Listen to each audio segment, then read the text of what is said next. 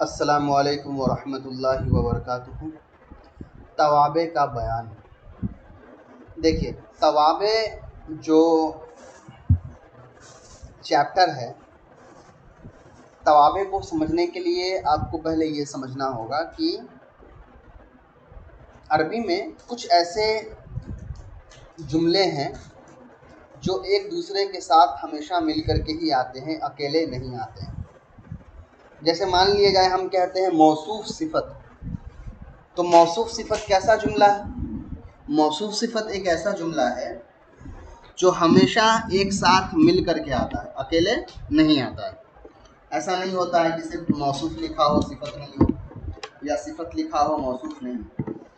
تو توابع کے اندر ہم پڑھتے ہی وہی چیز ہے، یعنی توابع چیپٹر کے اندر ہم پڑھتے ہیں کہ کون کون سے ایسے لفظ ہیں، ایسے جملے ہیں جو اکیلے نہیں آتے ہیں بلکہ مل کر کے آتے ہیں ایک دوسرے کے ساتھ۔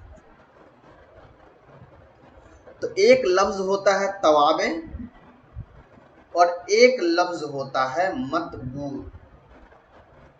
یہ دونوں کیا ہے؟ بس یہی سمجھ جائیے گا، پورا چیپٹر سمجھ میں آ جائے گا۔ چلیے دیکھیے، توابع کی 5 قسمیں، اس میں سے پہلا ہے نعت۔ نعت یعنی صفت۔ جیسے جاء راشد صالح، نظرت الی رجل صالحۃ اخوتہ، نیک راشد آیا، میں نے ایسے شخص کو دیکھا جس کی بہن نیک ہے۔ ملاحظہ دیکھیے، مثال اول میں جاء فعل معروف ہے، راشد فاعل ہونے کی وجہ سے مرفوع ہے، اس کے بعد الصالح اسم فاعل کا صیغہ ہے۔ جو اعراب تعریف افراد و تذکیر کے اعتبار سے راشد کے موافق ہے، ایسے معنی کو بتا رہے ہیں جو راشد کے اندر پائے جا رہے ہیں۔ ایسے اسم کو نعت حقیقی یا صفت حقیقی کہا جاتا ہے۔ سمپل سی بات یہاں یہ بتا رہے ہیں کہ راشد جو ہے یہ موصوف ہے، الصالح صفت ہے، موصوف صفت مل کر کے دونوں فاعل ہے، بس یہ یاد رکھیے۔ دوسرا، مثال ثانی میں رجل الی حرف جر کی وجہ سے مجرور ہے، اس کے بعد صالحۃ یہ اسم فاعل کا صیغہ ہے جس کا فاعل اخوتہ مضاف مضاف الیہ مل کر کے بن رہا ہے۔ لفظ صالحۃ کا اعراب اور تنکیر یعنی نکیرہ کے اعتبار سے رجل کے موافق ہے، مگر اس کا فاعل چونکہ اس میں ظاہر مؤنث ہے اس لیے اس کو مفرد مؤنث لایا گیا ہے۔ نیز اس لفظ صالحۃ نے ایسے معنی کو بتایا جو اس رجل کی بہنوں میں پائے جا رہے ہیں، اور بہنوں کا کیونکہ رجل سے تعلق ہے اس بنا پر صالحۃ اپنے فاعل سے مل کر رجل کی ہی صفت کہی جا رہی ہے۔ ایسی صفت کو نعت سببی کہتے ہیں۔ اب دیکھیے کہ نعت حقیقی اور سببی دونوں کا اعراب اور وجہ اعراب یعنی اعراب کی وجہ میں پہلے اسم کے موافق ہیں، ایسے اسم کو تابع اور پہلے اسم کو متبوع کہتے ہیں۔ چلیے میں نے پڑھ دیا، اب میں سمجھا دیتا ہوں۔ میں پہلے پڑھ کے سمجھا دوں یا بنا پڑھے سمجھا دوں، بات وہی ہوگا۔ جہاں میں جیسے کہ میں نے پچھلے ویڈیو میں باتیں پڑھی نہیں ہیں، صرف ڈائریکٹلی سمجھا دیا ہے، اس کو بھی ایک بار ریڈنگ کر لیجئے گا اور اچھے سمجھ میں آ جائے گا۔ یہاں سمپل سی بات کیا لکھا ہے وہ سمجھیے۔ ہم نے اب تک موصوف صفت کو ایک ایک لفظ کے طور پہ دیکھا ہے، یعنی ایک لفظ موصوف دوسرا صفت۔ جیسے پہلی مثال میں راشد موصوف اور صالح صفت ہو گیا۔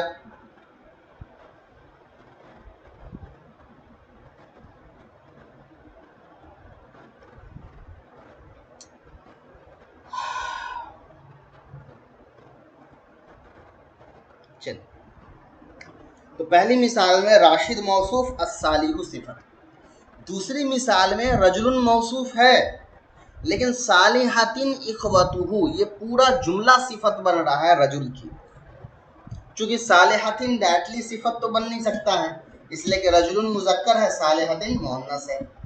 تو اب میں کیا سمجھانا چاہ رہا ہوں اس دونوں جملوں سے وہ سمجھیے۔ پہلے جملے میں صفت ایک لفظ ہے، دوسرے جملے میں صفت پورا جملہ ہے، ٹھیک ہے؟ اب سمجھیے کہ اس میں تابع کیا ہے، متبوع کیا ہے۔ یہاں کیا کہا گیا کہ پہلا جو لفظ ہوتا ہے وہ متبوع بنتا ہے اور دوسرا لفظ اس کے تابع ہوتا ہے۔ अब मतबू ताबे का मतलब ये है, मतबू मतलब जिसकी अंदर आया गया है, और ताबे जो इत्तबा करता है। समझ लीजिए इसको इस तरह से।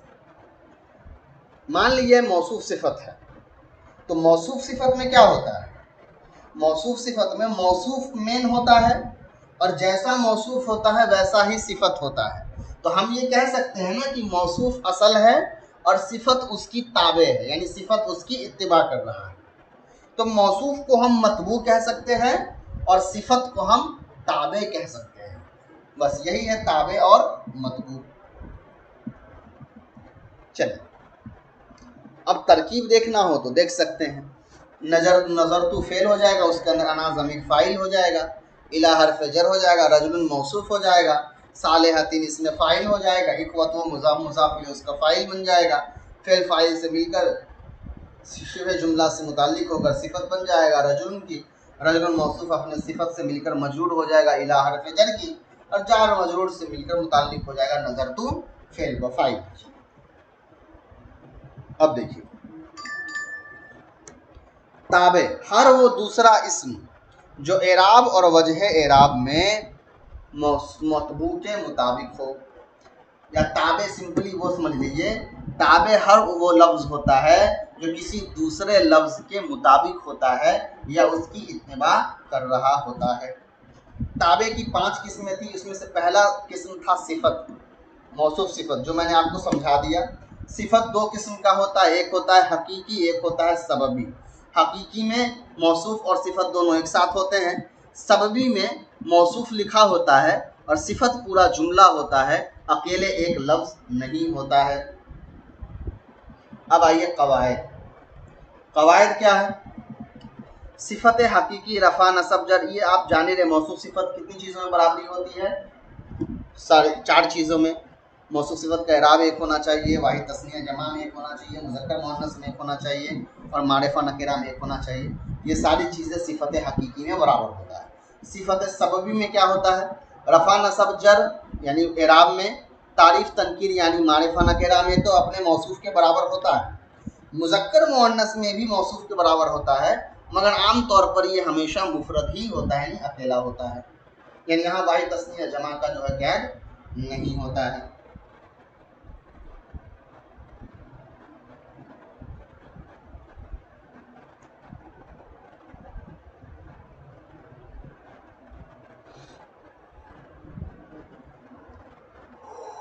चलिए आगे देखिए। राइतु रजुलन सबीहन, राइतु रजुलन यसबउ फिल हौज़। तो पहली मिसाल में राइतु फेल व फाइल, रजुलन मौसूफ, सबीहन सिफत।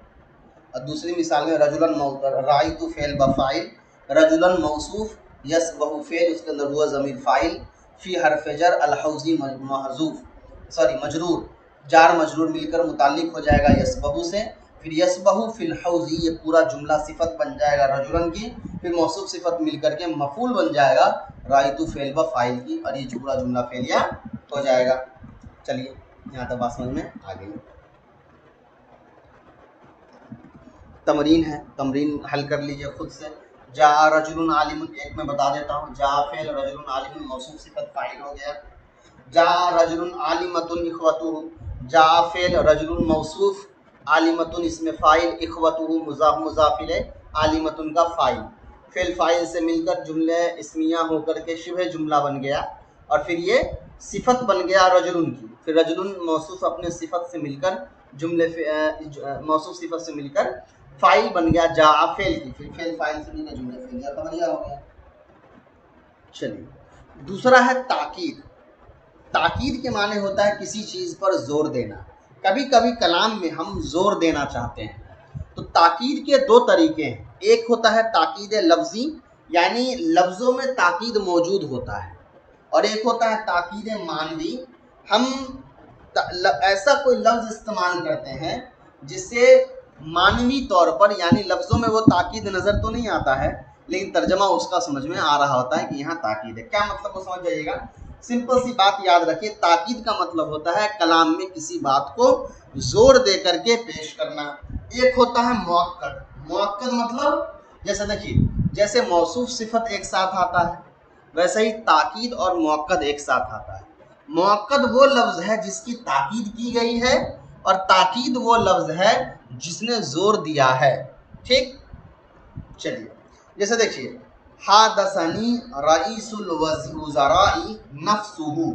हादसनी ये फेल और मफूल है, रईसुल वज़रा मुज़ाफ मुज़ाफ इलैह फाइल है, और नफ्सुहु ये भी मुज़ाफ मुज़ाफ इलैह मिल करके फाइल ही है, लेकिन ये डायरेक्ट फाइल नहीं है, इसको हम कहेंगे ताकीद है। नफ्सुहु ये ताकीद है, किसकी ताकीद है? रईसुल वज़रा की। तो रईसुल वज़रा को हम कहेंगे मुअक्कद। तो मुअक्कद और ताकीद ये दोनों मिल करके फाइल बनेगा हादसनी फेल का। अब आप सवाल करिएगा कि मुझे कैसे पता चल गया कि नफ्सुहु जो है वो ताकीद है? इसलिए कि मैंने याद किया हुआ है, आपकी किताब में भी आगे आ रहा है। देखिए, तो यहाँ जो मैंने हाँ देखिए, यहाँ जो मैंने नफ्सुहु की मिसाल दी, इसको आप कहिएगा ये ताकीदे मानवी है, यानी एक ऐसा लफ्ज़ है जिसके मानवी तौर पर ताकीद के माने पैदा हो रहे हैं। और एक लफ्ज़ी होता है, यहाँ देखिए दो लफ्ज़ को एक साथ लिखा गया, मुज़िर्रुन मुज़िर्रुन, तो यहाँ दोनों लफ्ज़ एक ही है ना, तो इसको हम कहेंगे ताकीदे लफ्ज़ी, यानी लफ्ज़ों में दो बार बात लिख करके हमने कह दिया। अब अगर आपसे कोई पूछता है कि ताकीद लफ्ज़ी और ताकीद मानवी में क्या फ़र्क है, तो आप कहिएगा ताकीद लफ्ज़ी के अंदर एक ही लफ्ज़ को दो बार लिख देते हैं या ज़्यादा बार लिख देते हैं, और ताकीद मानवी के अंदर हम कुछ खास किस्म के ताकीद लफ्ज़ होते हैं उसका इस्तेमाल करते हैं, जैसे नफ्सुन, कुल्लुन, ऐनुन, इस तरह से। चलिए देखिए,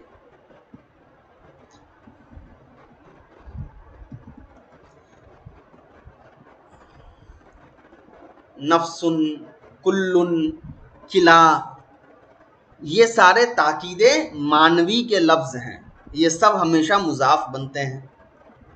ताकीद देखिए, ऐसा ताबे है जो कलाम के अंदर मंशाए मुतकल्लिम के ख़िलाफ़ पैदा हो सकने वाले वहम को दूर करता है। यानी ताकीद ऐसा लफ्ज़ है जो मुतकल्लिम यानी कहने वाला कोई बात कहता है और उसकी बात में कोई डाउट ना हो, उसको क्लियर करने के लिए ताकीद का इस्तेमाल करते हैं। ताकीद की दो किस्में होती है, एक लफ्ज़ी होता है और एक मानवी होता है। ताकीद लफ्ज़ी ऐसी लफ्ज़ ताकीद को कहते हैं जहाँ लफ्ज़ का तकरार होता है, यानी बार बार लिखते हैं, और ताकीद मानवी उसको कहते हैं जहाँ कुछ खास अल्फाज होते हैं जिनका इस्तेमाल किया जाता है। अब ताकीद मानवी कौन कौन से हैं? तो नफ्सुन, ऐनुन, किला, किल्ता, कुल्लुन, अजमऊ। यहीं पे गौर से समझ लीजिए, आगे मैं समझाऊंगा नहीं। नफ्सुन और ऐनुन ये वाहिद और जमा दोनों के लिए इस्तेमाल होता है। ठीक, किला ये सिर्फ तस्निया मुज़क्कर के लिए, और किल्ता ये सिर्फ तस्निया मुअन्नस के लिए इस्तेमाल होता है। कुल्लुन ये जमा के लिए इस्तेमाल होता है, और अजमऊ ये भी जमा के लिए इस्तेमाल होता है। और ये सारे जो ताकीद लफ्ज़ी ताकीद मानवी हैं ये सब हमेशा मुज़ाफ बनते हैं।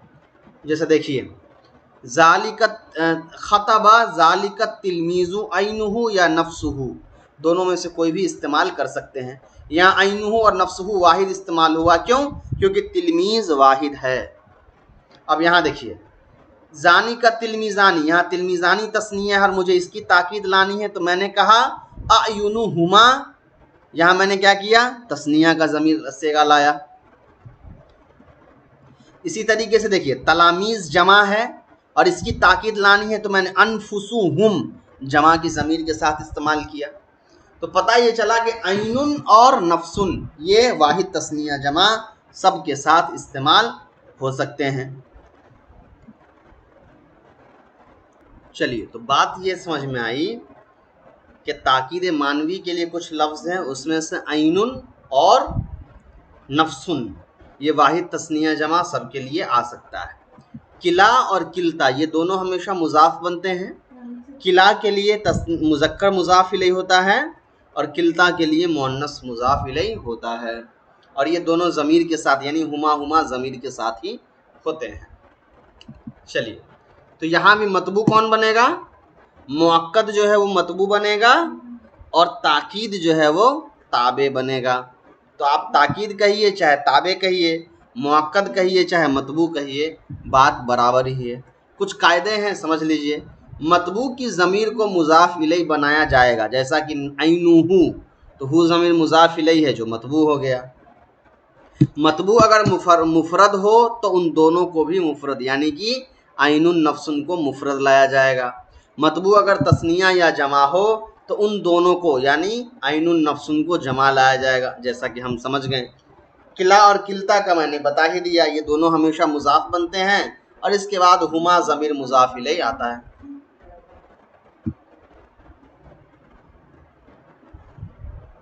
उसके बाद है कुल्लू। कुल्लू का जो लफ्ज़ है ये आता है वाहिद के लिए भी और जमा के लिए भी, लेकिन आम तौर पर मुकम्मल को बताने के लिए आता है। जैसे कि करातुल किताबा कुल्लहू, मैंने पूरी किताब पढ़ ली, या युगफरुल मुस्लिमून कुल्लुहुम, सारे मुसलमान माफ़ किए जाएंगे। तो यहाँ क्या हुआ, कुल्लुहु मुज़ाफ वाहिद के लिए भी इस्तेमाल हो गया और कुल्लुहुम जमा के लिए भी इस्तेमाल हो गया।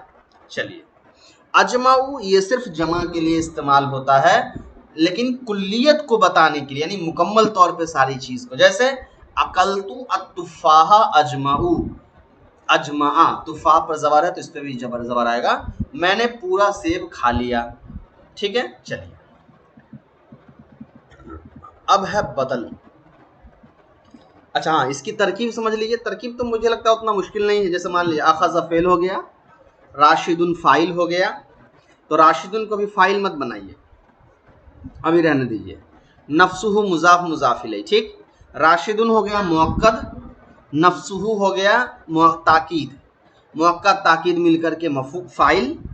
तज़किरतहु तज़किरत फ़ेल सॉरी मुज़ाफ, हु ज़मीर मुज़ाफ इलैह, मुज़ाफ मुज़ाफ इलैह मिलकर के मफ़ूल। तो अखज़ फ़ेल, राशिदुन नफ्सुहु फ़ाइल, तज़किरतहु मफ़ूल। चलिए, तीसरा है बदल। बदल में मुबदल मिन्हु और बदल होता है, ठीक। जैसे मुअक्कद ताकीद है, मौसूफ सिफत है, वैसे मुबदल मिन्हु बदल है। बदल किसको कहा जाता है वो समझिए। बदल आप खुद समझ रहे हैं, बदल, अरे भाई इसका बदल लाओ, यानी इसके अलावा में कोई दूसरा है तो वो लाओ। तो बदल का मतलब होता है कि एक ही चीज़ का कोई दूसरा सप्लीमेंट लाओ, ठीक है। जैसे यख्तुबु अखी राशिदुन बादल जुमुआती, मेरा भाई राशिद जुमा के बाद खुतबा देगा। अब देखिए, मेरा भाई राशिद, तो राशिद जो है वो मेरा भाई है और मेरा भाई ही तो राशिद है। तो मैं राशिद कहूँ या मेरा भाई कहूँ, बात बराबर है, क्योंकि दोनों तो मेरा ही है, एक ही चीज़ है। तो इसमें क्या हुआ, अखी और राशिद ये एक दूसरे के बदल हैं। तो पहले वाले को कहेंगे मुबदल मिन्हु, यानी अखी को कहेंगे मुबदल मिन्हु, और बाद में जो आया राशिद उसको कहेंगे बदल, ठीक। इसी तरीके से बदल की अलग अलग किस्में होती हैं। एक होता है बदलुल कुल, जैसे यहाँ अखी और राशिद ये बदलुल कुल है, यानी मुकम्मल तौर पर एक दूसरे के बदल हैं, जो भाई है वही राशिद है। एक होता है बदलुल बाज, बाज माने थोड़ा सा, यानी एक दूसरे का बदल नहीं होता है बल्कि कुछ हिस्सा जुड़ा हुआ होता है। जैसे देखिए, क़ज़ैतु अद्दैना निस्फ़हु, मैंने कर्ज अदा कर दिया आधा। तो यहाँ क्या हुआ, यहाँ जो मैंने कर्ज अदा किया है वो पूरा कर्ज अदा नहीं किया, आधा अदा किया, यानी कर्ज का आधा हिस्सा अदा किया। तो ये हो गया बदलुल कुल, सॉरी बदलुल बाज।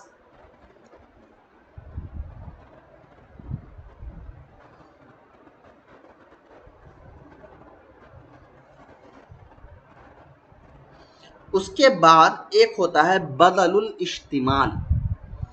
बदलुल इश्तिमाल का मतलब ये होता है कि एक लफ्ज़ दूसरे का हिस्सा नहीं होता है बल्कि उससे जुड़ा हुआ होता है। जैसे देखिए, समीतु अशाइरा अलबदिया इस इंशादहु, मैंने एक उम्दा शायर से उसकी शायरी सुनी।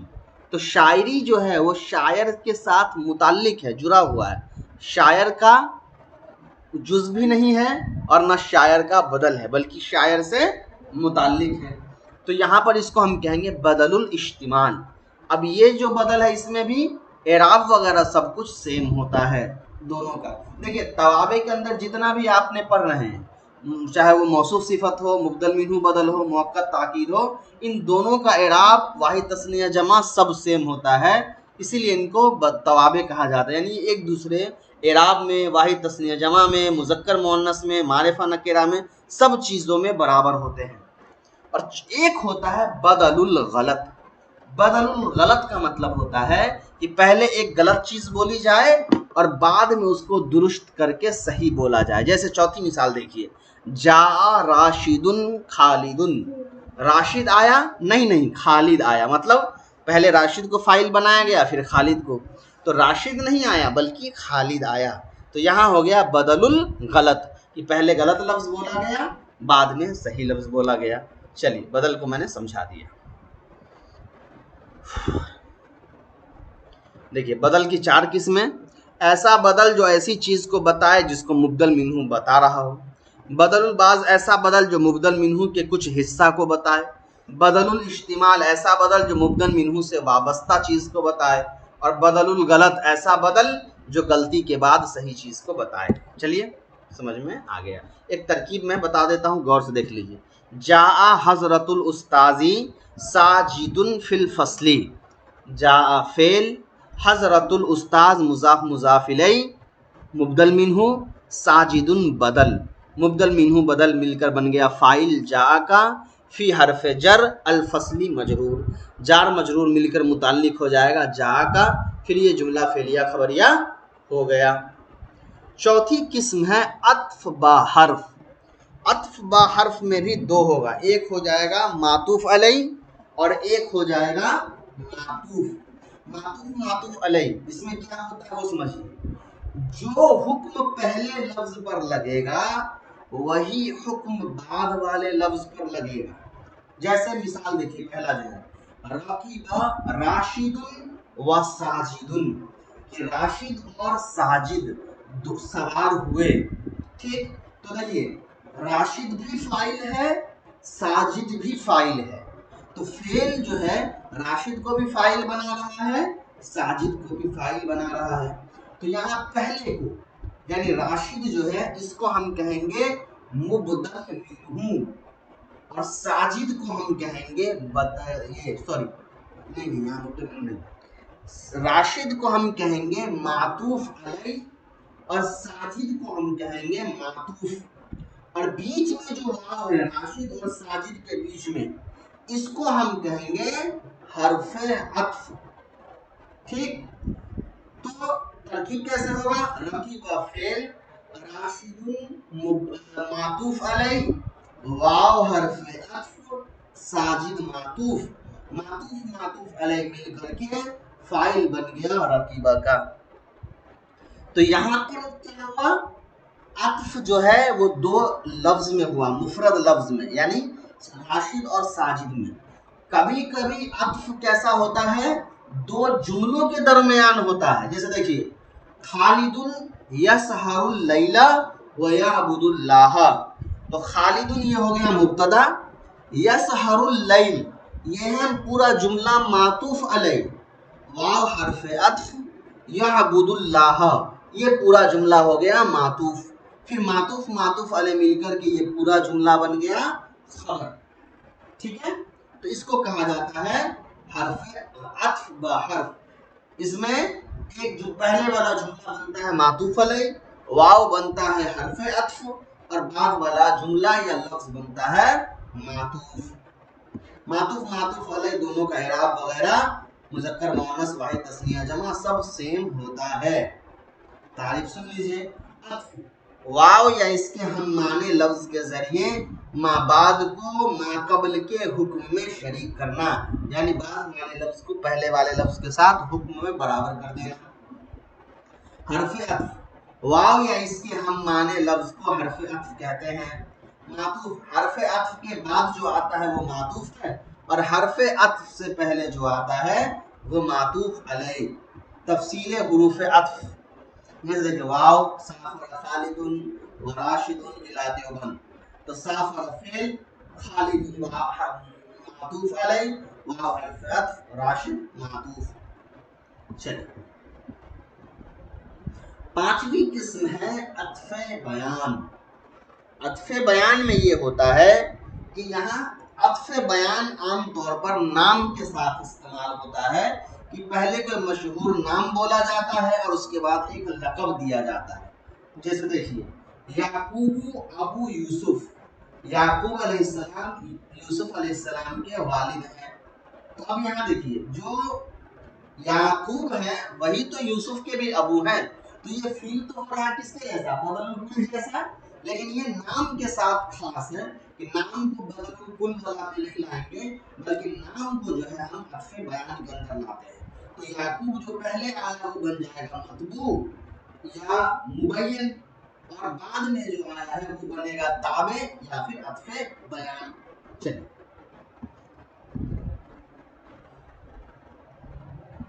تعریف سن لیجئے. عطف بیان ایسا تابع ہے جو صفت تو نہ ہو مگر اپنے مطلوب کو واضح کرے. ترکیب یعقوب مبین، ابو یوسف مضاف مضاف الیہ، بیان مبین بیان سے مل کر مبتدا بن گیا. چلیے تمرین دیکھ لیجیے، ایک میں کر دیتا ہوں باقی آپ خود کریے گا. کان عبداللہ ابن عباس رضی اللہ عنہ اصغر من عبداللہ ابن عمر رضی اللہ عنہ. بس یہاں تک میں کر دیتا ہوں. کانا فعل ناقص، عبداللہ مضاف مضاف الیہ، بن مضاف الیہ مضاف، عباس مضاف الیہ. تو عبداللہ ابن عباس یہ پورا بن گیا کانا کا اسم. اصغر اس میں تفضیل ہے، یہ کانا کی خبر ہے. من حرف جر، عبداللہ ابن عمر، عبداللہ مضاف، اللہ مضاف الیہ مضاف، ابن مضاف الیہ مضاف، عمر مضاف الیہ. پھر یہ پورا جملہ اپنے مضاف مضاف الیہ سے مل کر مجرور ہے من حرف جر کا، جار مجرور سے مل کر متعلق ہو گیا اصغر کا، اور یہ پورا یعنی کانا عبداللہ ابن عباس. تو عبداللہ ابن عباس یہ کانا کا اسم، اصغر من عبداللہ ابن عمر یہ کانا کی خبر. چلیے اب ہے مستثنا. مستثنا کیا ہے اس کو سمجھیے. مستثنا کا مطلب ہوتا ہے ایکسیپشن، یعنی کوئی چیز کسی حکم سے نکال دی گئی. جیسے ہم کہتے ہیں یہ حکم، مان لیے میں یہ کہتا ہوں کہ درجہ سوم کے سارے بچے آئیں گے مگر زید نہیں آئے گا. تو میں نے کیا کیا، سارے بچوں کو بلایا، زید کو مستثنا کر دیا یعنی زید کو الگ کر دیا. جیسے قرأت الکتاب کلہ الا صفحتین، میں نے پوری کتاب پڑھ لی مگر 2 صفحے، یعنی میں نے 2 صفحے نہیں پڑھی ہے باقی پوری کتاب پڑھ لی ہے. چلیے مستثنا میں 3 چیزیں ہوتی ہیں. ایک ہوتا ہے مستثنا منہ، ایک ہوتا ہے مستثنا، اور ایک ہوتا ہے حرف استثناء. اس کو سمجھ لیں.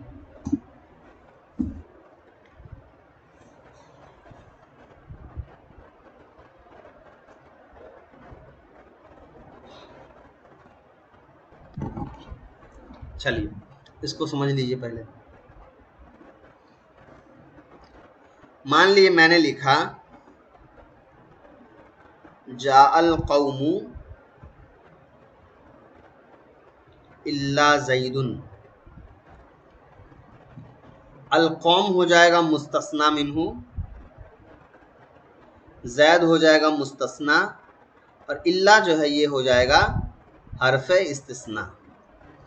مستثنا منہ کا مطلب ہوتا ہے وہ گروپ جس میں سے نکالا گیا ہے. مستثنا کا مطلب ہوتا ہے جس کو نکالا گیا ہے. اور حرف استثناء جو ہوتا ہے وہ مستثنا اور مستثنا منہ کے بیچ میں لکھا ہوتا ہے. تو یہاں کیا ہے، ساری قوم آئی مگر زید نہیں آیا. تو قوم میں سے زید نکل گیا تو پوری قوم بن گئی مستثنا منہ. زید نکل گیا اس لیے زید بن گیا مستثنا، اور الا بن گیا حرف استثناء. چلیے اب دیکھیے مستثنا منہ کے ما قبل کوئی لگا. اب دیکھیے مستثنا 2 قسم کا ہوتا ہے، ایک ہوتا ہے متصل، ایک ہوتا ہے منقطع. متصل اور منقطع کا مطلب کیا ہوتا ہے وہ سمجھیں. کبھی کبھی ایسا ہوتا ہے کہ جو مستثنا ہے وہ گروپ کا حصہ اصل میں تھا، تو وہاں پر کہیں گے کہ یہ مستثنا متصل تھا، یعنی یہ مستثنا گروپ سے جڑا ہوا تھا. جیسے اگر زید گروپ سے جڑا ہوا تھا، قوم سے جڑا ہوا تھا، تو یہاں پر ہم کہیں گے یہ مستثنی متصل ہے. اور ایک ہوتا ہے مستثنی منقطع، جہاں گروپ سے جڑا ہوا نہیں ہوتا ہے. مان لیے میں کہوں جاء القوم الا بقر، قوم آئی مگر گائے نہیں آئی، تو گائے قوم سے جڑا ہوا تو ہو نہیں سکتا ہے، کیونکہ گائے قوم کا حصہ تو نہیں ہے، کیونکہ گائے انسان نہیں ہے، قوم انسان کو بولیں گے. تو یہاں پر یہ ہو جائے گا مستثنی منقطع. الا کے علاوہ اور بھی حرف استثناء ہے، جیسے حاشا ہے، خلا ہے، ادا ہے، ما خلا ہے، ما ادا ہے، لیسا ہے، غیرہ ہے، سوا ہے، سوا ہے. یہ سارے یاد رکھیں. عام طور پہ الا، غیرہ، سوا یہ زیادہ استعمال ہوتا ہے. اب مستثنیٰ کا اعراب.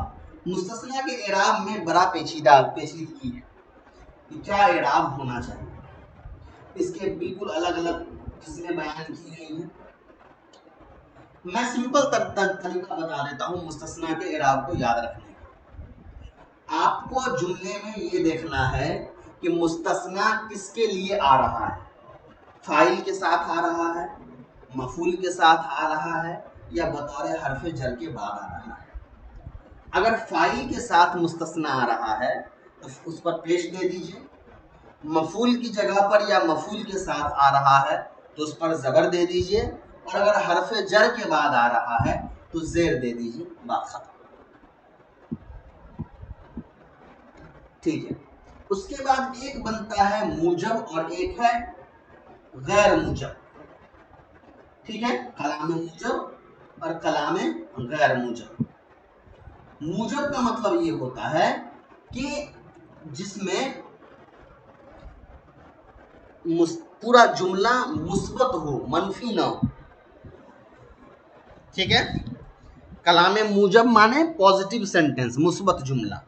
تو کلام موجب مطلب ہوتا ہے جہاں جملے میں منفی معنی نہیں ہوتے ہیں، اور کلام غیر موجب جہاں جملہ منفی معنی سے یا استفہامیہ معنی سے شروع ہوتا ہے. چلیے مثال دیکھیے، سمجھ میں آ جائے گا. مستثنی کلام غیر موجب میں الا کے بعد ہو، مستثنی منہو پہلے مذکور ہو، تو اس کی دو صورتیں ہیں. مستثنی منصوب ہو، مستثنی کو منہو سے بدل کر کے قرار دے کر مستثنی منہو کے مطابق اعراب دیجیے. مثال دیکھیے، ڈائریکٹ میں تفصیل تعریف سمجھا دیتا ہوں. دیکھیے، لا ینام فی الفصل الا ساجد. لا ینام فی الفصل، لا ینام یہ کون سا جملہ ہے؟ کلام غیر موجب، اس لیکن منفی کے ساتھ استعمال ہوا ہے. نہیں سوتا ہے کلاس میں مگر ساجد. اب یہاں آپ دیکھیے گا لا ینام فعل ہے، فاعل موجود نہیں ہے نا. الا کے بعد جو آئے گا اس پہ فاعل کا اعراب دے دیجیے. لا ادرس فی الفصل الا ساجدا، میں نہیں پڑھاؤں گا کلاس میں مگر ساجد کو. تو لا ادرس یہ فعل فاعل ہو گیا نا، مفعول کی ضرورت ہے. الا کے بعد جو آیا اس کو مفعول کا اعراب دے دیجیے. تو اس لیے میں نے آپ کو شروع میں کہا کہ آپ کو جو اعراب دینا ہے نا وہ ان سب بحثوں پر جائیے گا تو بہت کنفیوز کر جائیے گا. آسان انداز جو ہے مستثنی منہو کے اعراب، مستثنی کے اعراب کو یاد رکھنے کا، وہ یاد رکھیے جس جملے میں فاعل کی ضرورت ہوگی یا فاعل کے ساتھ مستثنی آیا ہے وہاں مستثنی کا اعراب پیش کے ساتھ لکھیں گے. جس جملے میں مستثنی مفعول بن رہا ہو یا مفعول کی جگہ پر آ رہا ہو اس پر زبر دے دیں گے، اور جس جملے میں مستثنی حرف جر یا زیر کی جگہ پر آ رہا ہو وہاں پر زیر دے دیجئے، چاہے وہ کلام موجب ہو، غیر موجب ہو، مستثنی منقطع ہو یا متصل ہو، بات برابر ہے. چلیے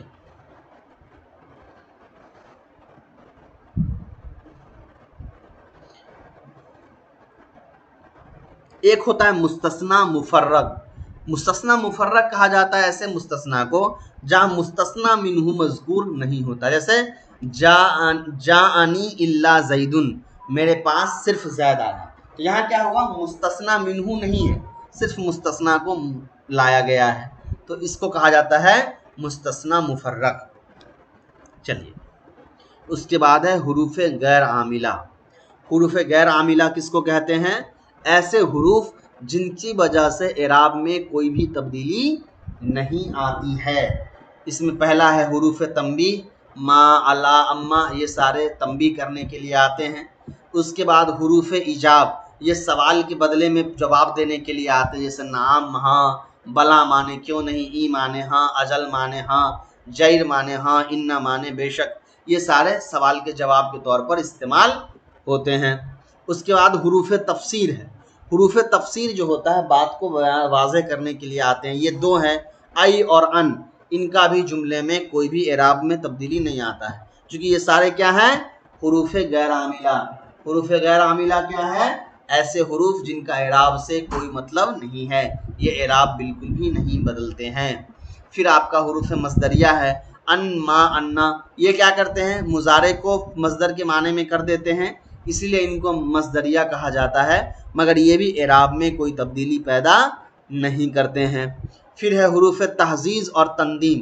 تحزیز معنی ابھارنا، تندیم معنی ندامت کرانا۔ عربی میں کچھ ایسے حرف ہیں جو ابھارنے یا شرمندگی دلانے کے لیے استعمال ہوتے ہیں، جیسے اللہ، ہلا، لولا، لوما، یہ سارے حروف تحزیز اور تندیم ہیں۔ یہ بھی جملے میں آتے ضرور ہیں مگر اعراب میں کوئی بھی تبدیلی پیدا نہیں کرتے ہیں۔ چلیے اس کے بعد حروف توقع ہے، یعنی تاکید کے لیے، جیسے قد، یہ حروف توقع ہے، یہ ابھی ابھی کے معنی دیتا ہے، جیسے قد ماتا خالد، خالد ابھی ابھی مرا ہے، تو یہ سارے بھی اعراب میں کوئی تبدیلی پیدا نہیں کرتے ہیں۔ پھر حروف استفہام ہے، یہ جملے میں تو تبدیلی کرتے ہیں، سوال کے معنی میں کرتے ہیں، لیکن ان سے اعراب میں کوئی بھی تبدیلی پیدا نہیں ہوتا ہے، اس لیے کہ یہ حروف عاملہ ہے۔ پھر ہے حروف ردا۔ حروف ردا کہا جاتا ہے ایسا حرف جو دھتکارنے کے لیے استعمال ہوتا ہے، جیسے کلا، ہرگز نہیں، کلا سوف تعلمون، ہرگز نہیں، ان قریب تم لوگ جان لو گے، اس سے بھی اعراب میں کوئی تبدیلی نہیں آتا ہے، صرف معنی کے اندر تبدیلی آتے ہیں۔ پھر ہے تنوین۔ تنوین نکرہ کے معنی میں ہوتا ہے، لیکن تنوین حقیقت میں 5 قسم کا ہوتا ہے۔ پہلا وہ تنوین ہے جس کو تنوین تمکن کہا جاتا ہے، جو نارمل تنوین ہوتا ہے وہ، جیسے محمد رسول اللہ، تو محمد پہ جو تنوین ہے یہ تنوین تمکن ہے۔ دوسرا ہے تنوین تنکیر، یہ وہ تنوین ہے جو نکرہ بنانے کے لیے آتا ہے، جیسے طالبن، تو یہاں طالبن پہ جو تنوین ہے وہ ہر تنوین تنکیر ہے کیونکہ اس سے نکرہ بن گیا۔ تیسرا ہے تنوین مقابلہ، یہ وہ تنوین ہوتا ہے جو دوسرے لفظ کے مقابلے میں استعمال ہوتا ہے، جو عام طور پر جمع مؤنث سالم یا جمع مذکر سالم پر آتا ہے، جیسے مسلماتن، تو یہاں پر جو تنوین ہے یہ تا نون پیش تن تھا تو یہ تا دو پیش تن بن گیا۔ اس کے بعد ہے تنوین عوض۔ تنوین عوض وہ تنوین ہے جو عام طور پر مضاف الیہ کی جگہ پر آتا ہے، جیسے دیکھیے یوم اذن، یوم اذن جو ہے یہ اصل میں اس طرح تھا، یوم از کانا قضا، یوم مضاف، از کانا قضا مضاف الیہ، ان سب کو ملا کے یوم اذن کر دیا گیا، ٹھیک ہے، یوم اذن، تو یہ جو تنوین ہے نا یہ مضاف الیہ کے طور پہ استعمال ہو گیا۔ چلیے، اور پانچواں ہے تنوین ترنم، یہ شعر وغیرہ میں استعمال ہوتا ہے، جیسے سلام علی خیر الخلائق شافع، سلام علی خیر الانام یشفع، تو اس تنوین کے سائن کو ملانے کے لیے اس تنوین پر سکون لا کے دیا گیا، اس کو کہا جائے گا تنوین ترنم۔ چلیے اس کے بعد آپ کا ہے نون تاکید، جو آپ جانتے ہی ہیں، لیضربن، یضربن، نون تاکید جو ہے یہ فعل مضارع میں آتا ہے، یہ دو طرح کا ہوتا ہے، نون تاکید ثقیلہ اور خفیفہ۔ ثقیلہ وہ جو تشدید کے ساتھ ہوتا ہے، خفیفہ وہ جو سکون کے ساتھ ہوتا ہے۔ اس کے بعد ہے حروف زیادہ۔ نام سے ہی معلوم ہے حروف زیادہ کا مطلب ایسا حرف جو زائد ہو، جن کا جملے میں نہ تو معنی میں کوئی تبدیلی پیدا کرے نہ اعراب میں کوئی تبدیلی پیدا کرے، جیسے ما ان کراتو درسن، یہاں ما کا کوئی مطلب نہیں، میں نے درس سبق نہیں یاد، یہاں ان کا کوئی مطلب نہیں، مان مائے نافیہ ہو گیا، اس ان کا مطلب نہیں ہے۔ اب سوال ہوگا کہ میں نے ماں پڑھ دیا بھی، تو یہ کنفیوژن رہے گا، آپ کو آگے پیچھے دیکھ کے سمجھنا پڑے گا کہ یہاں پہ ماں زائد ہے یا ان زائد ہے۔ چلیے حروف شرط، کچھ حروف شرط ایسے ہیں جو اعراب بدلتے ہیں، جیسے ان، از، متا، یہ سارے حروف شرط ہیں جو یہ اصل میں اس میں شرط ہیں جو اعراب بدلتے ہیں، لیکن کچھ حرف شرط ایسے ہیں جن کا اعراب سے کوئی تعلق نہیں، جیسے اما اور لو، ان کا اعراب سے کوئی بھی تعلق نہیں ہے، یہ اعراب میں کوئی بھی تبدیلی نہیں کرتے ہیں۔ چلیے اس کے بعد 13 نمبر ہے لولا، 14 نمبر ہے لام مفتو، جیسے یہاں پہ الاستاذ الدرس، یہ تاکید کے صرف لگا ہے، اس کا اعراب سے کوئی تبدیلی نہیں ہے۔ پھر حرف عطف ہے جس کا بیان آ چکا ہے، اور یہ پوری کتاب الحمدللہ آپ کی مکمل ہو گئی۔ دیکھیے اس کتاب کو اس کے حق کے مطابق تو میں نہیں پڑھا پایا، لیکن میں نے شارٹ کٹ میں جتنی چیزیں آپ کو نحو کی کتاب میں پڑھنی چاہیے میں نے سمجھایا ہے۔ اور اس کتاب کو شروع کرنے سے پہلے میں نے آپ کو بتایا تھا کہ نحو کی پہلے سے کوئی کتاب آپ کو پڑھی ہوئی ہونی ضروری ہے، تبھی اس کتاب کو مکمل طور پر آپ سمجھ پائیں گے۔ اب دیکھیے یہ ایک کتاب آپ نے نحو کی پڑھ لی، میرے حساب سے یہ کافی ہے آپ کو نحو کے علم دینے کے لیے۔ اس کے ساتھ عربی میں کوئی نحو کی جو کتاب ہے، چاہے ہدایت النحو ہو یا پھر شرح ابن عقیل ہو، ان دونوں میں سے نحو کی کوئی ایک کتاب آپ ضرور پڑھ لیجئے تاکہ نحو اور آپ کی مضبوط ہو جائے۔ اور اس کے ساتھ صرف کی ایک کتاب، یا تو آپ علم الصرف پڑھ لیجئے یا تعلیم الصرف پڑھ لیجئے یا علم الصیغہ پڑھ لیجئے، یہ دو کتاب آپ پڑھ لیجئے نحو صرف کی، نحو آپ کی مضبوط ہو جائے گی۔ اور اس کے بعد پھر جو عربی کی کچھ کتابیں ہیں اس کا انشاءاللہ آپ مطالعہ کر لیجئے۔ السلام علیکم ورحمۃ اللہ۔